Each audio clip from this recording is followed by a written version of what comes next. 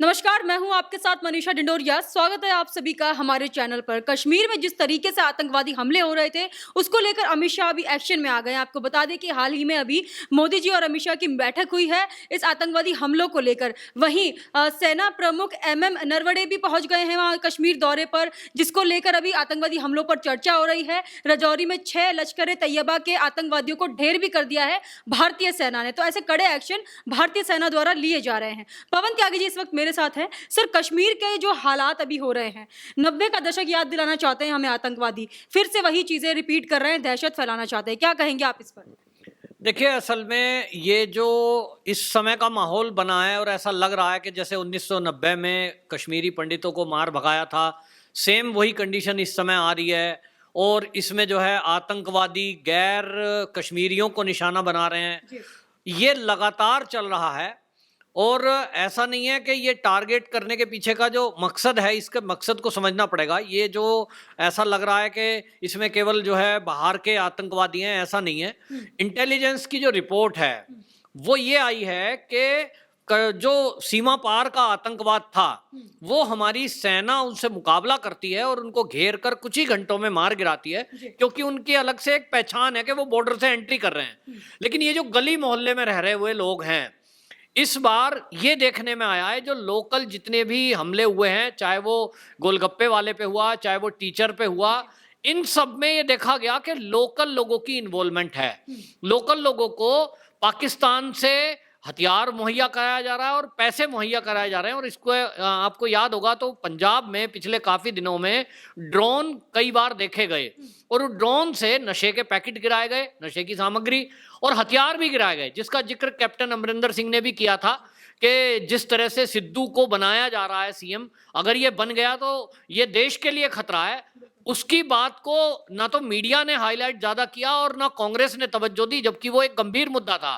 वाकई में बात यह है कि इस सब की पूरी साजिश के पीछे चीन है, क्योंकि धारा 370 हटने का सबसे ज्यादा असर अगर किसी को पड़ रहा है वो है चीन। क्योंकि चीन का सी पैक जो होके जा रहा है पीओके से, उसको लगता है कि पीओके में कल को भारत की सरकार, वहां सरकार चुनाव कराएगी और उसके बाद तो इंटरनेशनल लेवल पे उसको मान्यता मिल जाएगी। तो चीन की जो एक परियोजना है वो अरबों रुपए जिसमें इन्वेस्ट कर चुका है, वो रुक जाएगी। विस्तारवादी नीति पे हमला होगा उसके, ये वो सोच रहा है। और इसलिए वो हमेशा यही करता है कि पाकिस्तान को आगे करता है, पाकिस्तान आतंकवादियों को आगे करता है, डिस्टरबेंस भारत में करते हैं।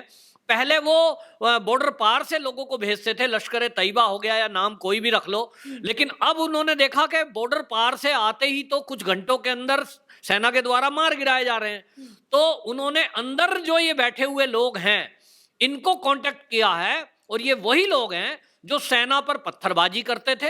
ये इंटेलिजेंस की रिपोर्ट बता रहा हूं, जो हमारे एनएस से अजीत डोभाल हैं, उनकी हाई लेवल जो मीटिंग दिल्ली में हुई उसमें एनआईए के अधिकारी शामिल थे, उसमें बीपीएस रावत जो थे वो सीडीएस हमारे शामिल हुए, और उस सबका जो आउटपुट निकला, वो जो सूत्र बता रहे हैं वो ये कि लोकल लोगों के बिना ये सब घटनाएं नहीं होती। 1990 में भी जो हुआ था उसमें पाकिस्तान की तरफ से आतंकवादी हथियार लेकर आए थे जिन्होंने कत्लेआम मचाया था, लेकिन लोकल लोगों ने बाकायदा इस बात को लेकर के जब ये कश्मीरी पंडित चले जाएंगे तो इनकी प्रॉपर्टी पे तुम्हारा कब्जा होगा, इस स्वार्थ में, इस लालच में उन आतंकवादियों का साथ दिया। उसी को रिपीट करने की कोशिश हो रही है, क्योंकि केंद्र सरकार वहां चुनाव कराने वाली है जिसको मार्च में प्रस्तावित है, उसका परिसीमन चल रहा था। और इसी बीच जो पुनर्वास की योजना केंद्र ने लागू की कि जो विस्थापित हुए हैं उनको हम पुनर्वास करेंगे, उनकी जमीन, मकान, दुकान वापस दिलाएंगे, इस सब को लेकर उन्होंने मौके का फायदा उठाते हुए लोकल लोगों को यूज करने का ये शुरुआत की है। अब इस पर जो योजना बनी है वो ये है कि यहां भारत में बैठे हुए जो पाकिस्तान या चीन के इशारे पर ये इस तरह की कार्रवाई को अंजाम दे रहे हैं कि गैर कश्मीरियों को मार रहे हैं, ऐसे लोगों को ढूंढा गया है। और ये इन जो लोग हैं इस तरह के कश्मीर में बैठे हुए, चाहे वो किसी भी तरह की मदद कर रहे हैं, पैसे से, हवाला के जरिए वो पैसा दे रहे हैं, या वो हथियार मुहैया करा रहे हैं, या उनको छुपाने में मदद करते हैं, अब उनकी लिस्ट तैयार की गई है। और जो लगभग 600 के करीब ऐसा माना जा रहा है कि वो लिस्ट ऐसी इनके पास आई है, इंटेलिजेंस के पास, और अब उन पर कार्रवाई होगी। और बड़ी कार्रवाई होगी। और उसमें मैं आपको बताऊं कुछ बड़े नाम भी शामिल हो सकते हैं जो कई राजनीतिक पार्टियों से जुड़े हुए हों, क्योंकि हमने इस मुद्दे पर देखा कि जब वो टीचर मारे गए या गोलगप्पे वाला मारा गया, फारूक अब्दुल्ला का बयान आया, वो भी फॉर्मेलिटी थी, लेकिन महबूबा मुफ्ती ने तो एक शब्द नहीं बोला और उसने केवल बोला तो धारा 370 हटने की वजह से हो रहा है। भाई धारा 370 हटने का और इस लोकल की हत्या का क्या मतलब है? तो इन लोगों का तो ये है कि अगर मोदी जी की योजना के अनुसार विस्थापित लोगों को पुनर्वास कर दिया गया तो जो इलेक्शन होगा उसमें आज की डेट का जो माहौल है, मैं कुछ टीवी डिबेट्स भी देख रहा था और जो केंद्रीय मंत्री हैं उनका एक बयान देख रहा था, उन्होंने कहा कि कश्मीर की जो आम जनता है वो इस समय मोदी जी के जो योजना चल रही हैं, जो विकास के काम चल रहे हैं, इससे बहुत खुश है। अमन शांति तो है ही है वहां टूरिज्म एकदम तेजी से बढ़ा है, जिसके जो मुख्य रोजी रोटी है वहां के लोगों की, तो वो खुश हैं। लोकल लोग यही चाह रहे हैं कि मोदी सरकार वहां आए, यानी बीजेपी की सरकार राज्य में भी आए और वहां विकास हो।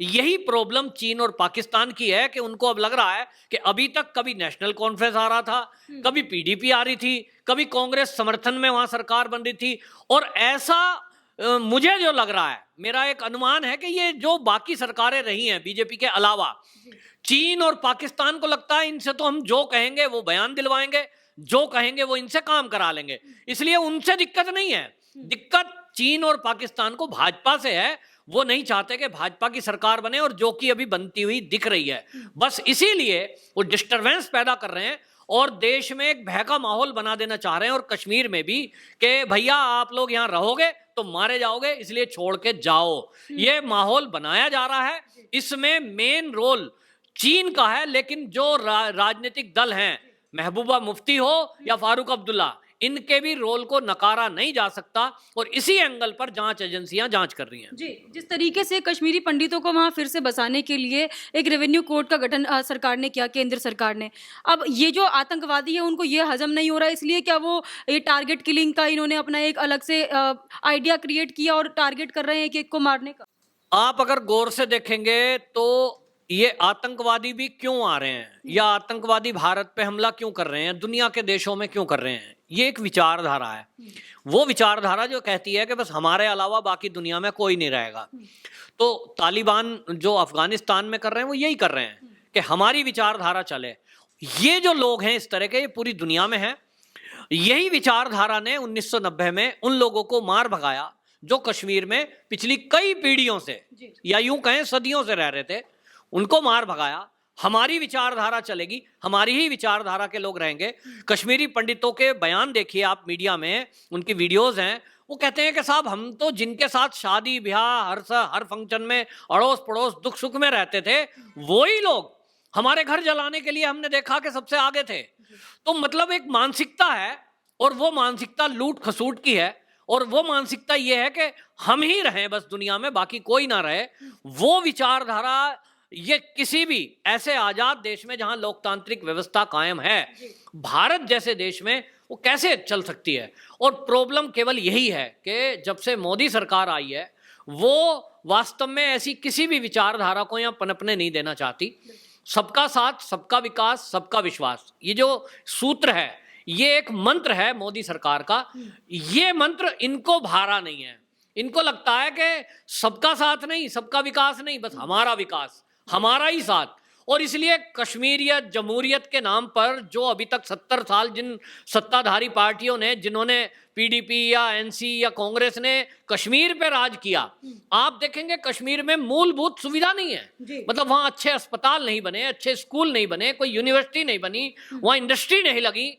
इन्होंने केवल और केवल उन लोगों को इसलिए रखा, कश्मीर के युवाओं को और लोगों को, कि बस उनको बंदूक और पत्थर थमाकर इस्तेमाल कर सकें अपनी वोट बैंक की नीति के कारण, अपना शासन हमारा रहे। प्रॉब्लम केवल वही है। और अब जब इस मुख्य धारा में कश्मीर को जोड़ा जा रहा है पूरे भारत से, धारा 370 हटाकर, प्रॉब्लम ये है। और जैसा कि मैंने बताया पहले भी कि ये चीन की प्रॉब्लम है, और चीन पाकिस्तान को आगे करता है। और पाकिस्तान में भी आप देखेंगे जब जब राजनीति में कहीं किसी के ऊपर कोई आपत्ति आती है, पहले जितने भी मुख्य प्रधानमंत्री रहे हैं पाकिस्तान के अंदर, जितने भी रहे, चाहे भुट्टो को ले लो, चाहे आप कोई भी ले लो, ये सब का जब कुर्सी खतरे में होती है तो इनके पास एक सूत्री कार्यक्रम है कि भारत के ऊपर कुछ बोल दो।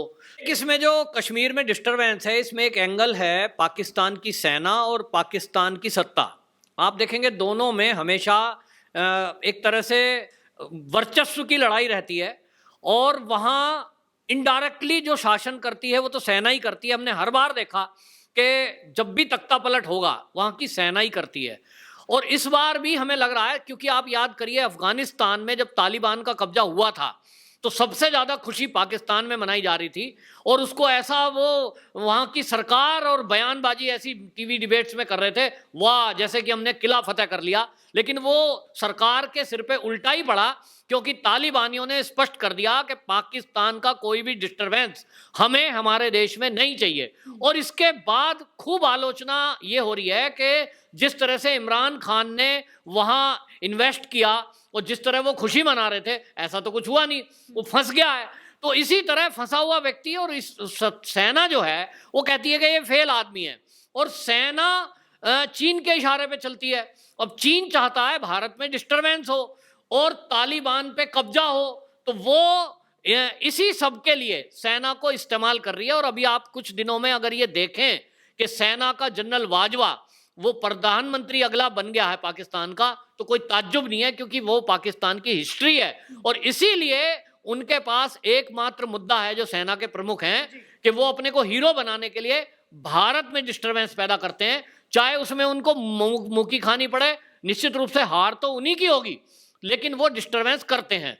अभी भी इंटेलिजेंस के पास जो इनपुट मिले हैं, एक तरफ वो अंदर जो उनके पैडलर बैठे हैं उसके जरिए डिस्टरबेंस कर रहे हैं जहां गैर कश्मीरियों की हत्या करने के कारण से, दूसरी तरफ ऐसा इनपुट मिला है हमारी इंटेलिजेंस को कि कुछ वो बिजली घर या जो हमारे महत्व की सड़कें हैं, कोई वीआईपी हमारे जो ट्रीटमेंट प्लांट हैं उस तरह के ऊपर कोई हमला कर सकते हैं, ये भी इनपुट मिला है। और इसी के कारण हमारे देश के एनएसए अजीत डोभाल, सेना के प्रमुख और अमित शाह की हाई लेवल मीटिंग हुई, और इसके बाद ये तय हुआ है कि यदि कोई इस तरह का गुड प्लानिंग कर रहा है कि वो भारत में बड़े पैमाने पर कश्मीर में कुछ सड़कों पर या बिजली घरों पर हमला करने की योजना बना रहा है, तो उसको सर्जिकल स्ट्राइक के जरिए, जैसे पहले हम लोगों ने मुंह तोड़ जवाब दिया था, घर में घुस के मारा था, इस बार भी वही योजना बनाने की एक कार्रवाई आप अगले कुछ दिनों में देख सकते हैं। जिस तरीके से अब केंद्र सरकार द्वारा कुछ भी एक्शन लिया जाता है उस पर सवाल खड़े कर देता है विपक्ष। अब ये असदुद्दीन ओवैसी भी बोल रहे हैं कि हमेशा फेल हो गए, आतंकवादी जितने भी हमले हो रहे हैं, पाकिस्तान और हिंदुस्तान का T20 मैच भी रद्द होना चाहिए। तो इस तरीके की बातें की जा रही है, इस पर आप क्या कहेंगे? देखो, ये विपक्ष के पास कोई, मैंने कहा ना, ये चीन की भाषा बोलते हैं, धारा 370 पे बोलेंगे। जितने विपक्ष वाले हैं, चाहे वो महबूबा मुफ्ती बोली हो, फारूक अब्दुल्ला बोला हो, कांग्रेसी बोले हो, अब ओवैसी है, ये क्या कह रहे हैं? ये इसलिए हो रहा है कि धारा 370 आपने हटा दी। जब धारा 370 लगी हुई थी, क्या तब आतंकवाद नहीं था? आज की डेट में तो आप देखेंगे 4 या 5 लोग मरे हैं गिनती के, हालांकि वो भी दुखद है कि एक भी यदि कोई मरता है। लेकिन अगर याद करिए, जब मोदी सरकार नहीं थी, आए दिन बम ब्लास्ट होते थे, और तब तो दिल्ली में बम ब्लास्ट होते थे। ये तो धारा 370 हटने के बाद मुख्य धारा, मेन बात क्या है? क्या आज की डेट में कश्मीर के लोग आतंकवादियों के साथ हैं? तो इसका उत्तर है नहीं, क्योंकि जब ये लोकल लोग आतंकवादियों से मिले होते थे, आतंकवादियों को खोज कर निकाल कर मारना ये सुरक्षा बलों के लिए कड़ी चुनौती होती थी। आज की डेट में अगर आप आंकड़े देखेंगे, लश्कर ए तैयबा के टॉप कमांडर अभी पिछले ही 1 महीने में 35 मारे गए हैं, और पूरा साल की अगर लिस्ट उठा देंगे तो 350 से अधिक आतंकवादी को मार गिराया गया है। और वो कैसे कामयाब हो रहा है? क्योंकि लोकल लोग नहीं चाहते कि कश्मीर के अंदर आतंकवाद पनपे। वो जो जानकारियां उनके पास होती है वो हमारी सेना को देते हैं, क्योंकि सेना के अंदर उनका विश्वास है। और लोकल लोगों का कहना यह है कि ये पाकिस्तान हमारे यहाँ डिस्टरबेंस चाहता है, वो हमारे नाम पर आतंकवाद फैलाना चाहता है, जबकि लोकल लोग मोदी सरकार की योजनाओं से सहमत हैं और वो विकास चाहते हैं, वो आतंकवाद नहीं चाहते, लोकल लोगों के साथ रहना चाहते हैं। 1990 में जो हुआ वो केंद्र सरकार की विफलता थी कि केंद्र सरकार ने कोई उन लोगों की मदद नहीं करी, बसाने की तो बात छोड़ दो, उनके लिए कोई सुरक्षा मुहैया नहीं कराई। और जब वो जम्मू में टेंटों में आकर रहने को मजबूर हुए, यहां तक कि दिल्ली में भी कुछ लोग आए और वो टेंट में रह रहे थे, उनकी होश लेने तक की भी किसी कांग्रेसी ने जरूरत नहीं समझी। उनको ना तो नौकरी दी, ना खाने को राशन दिया, उनके लिए कोई सुविधा नहीं दी। और आज ये घड़ियाली आंसू जो विपक्ष बहा रहा है, ये वही हैं जिन्होंने उन टेंट में रहे हुए विस्थापितों की कोई सुध नहीं ली थी। आज जब मोदी सरकार उनका पुनर्वास कर रही है तो ये फालतू की बातें कर रहे हैं, ताकि कल को जब चुनाव आएगा तो वोट लेने के नाम पर ये कहेंगे हम भी आपके लिए बड़े दुखी थे। तो ये घड़ियाली आंसू हैं और विपक्ष केवल मोदी जी को घेरने की कोशिश कर रहा है, लेकिन घेर नहीं पाएगा, क्योंकि अगले आपको कुछ ही घंटों में ये पता लगेगा कि अमित शाह जी की योजना के कारण किस तरह से ये जो छुटपुट हिंसा हो रही है, ये जो छुटपुट की घटना हो रही है, इसको भी किस तरह से कंट्रोल किया गया है। आपको सूचना मिल रही होगी कि इंटरनेट कुछ घंटों के लिए बंद किया गया है और वहां सेना की बहुत बड़ी जो वहां पर नफरी है उसको उतारा गया है। आतंकवादियों को पुंछ में घेर कर मारा जा रहा है और घेर कर मारने की योजना पर सेना काम कर रही है। अब वो सरकार नहीं है जो आतंकवादियों को दिल्ली में बिठाकर चाय पिलाती थी, ये सीधा घर में घुसकर मारती है और उसी योजना पर काम कर रहा है। अगले कुछ दिन घंटों में आप देखेंगे केंद्र की तरफ से एक बड़ा ऑपरेशन होने जा रहा है और इसमें भी ताज्जुब नहीं है कि ये पाकिस्तान में घुसकर आतंकवादी ठिकानों को फिर से नष्ट करें। जी, बहुत बहुत धन्यवाद आपका सर। ये था हमारे साथ पवन त्यागी जी, इन्होंने हमें बताया जिस तरीके से चीन के इशारों पर पाकिस्तान चलता है और पाकिस्तान के इशारों पर हमारे ही देश में बैठे कुछ ऐसे विपक्ष के लोग हैं वो चलते हैं, लेकिन वो लोग ये भूल गए हैं कि अभी केंद्र में बीजेपी की सरकार है और बीजेपी सरकार ने शुरू से ही आतंकवाद पर हल्ला बोला है और आतंकवाद को खत्म करने का काम किया है। आपका इस पर क्या कहना है हमें कमेंट करके जरूर बताइएगा। हमारे साथ ऐसे ही बने रहिए। धन्यवाद।